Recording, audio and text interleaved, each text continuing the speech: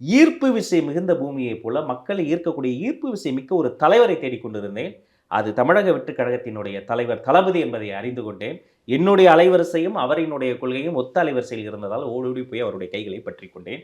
இனி எனது கடைசி மூச்சு வரை, கடைசி சொட்டு ரத்தம் வரை கொள்கை பரப்பு செயலாளர் நீங்க சொன்னீங்க. கொள்கை பரப்பு தொண்டனாக கடைசி சொட்டு ரத்தம் வரை இந்த கட்சிக்காக நான் குரல் கொடுத்துக் கொண்டே இருப்பேன். ஓகேண்ணா, ஓகே.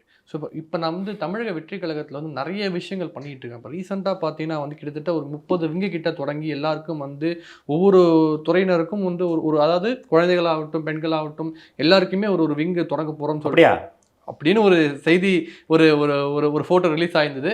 அதை வச்சும் வந்து குறிப்பிட்ட திருநங்கைகளை வந்து ஒரு குறிப்பிட்ட நம்பரில் வந்து அடக்குனது வந்து நிறைய விமர்சனம் பண்ணியிருந்தாங்க. அஃபிஷியலா உத்தியோகபூர்வமா யாராவது அனௌன்ஸ் பண்ணாங்களா? இல்லை.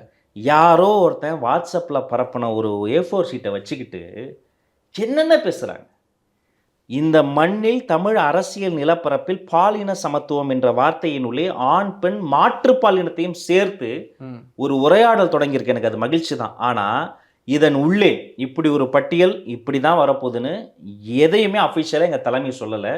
அதில் ஒருவேளை அப்படி அதை அஃபிஷியலாக சொல்லாட்டி அதில் வந்து உண்மைத்தன்மை இருந்தால் அதில் இருக்கக்கூடிய வரிசை முறையில் எந்த உள்ளர்த்தமும் இல்லை. இதன் மீது பழி சொல்பவர்களுக்கு ஆளுங்கட்சிக்கு ஜால்ரா அடிப்பதை தாண்டி அவர்களுக்கு எந்த நல்லெண்ணமும் இல்லை.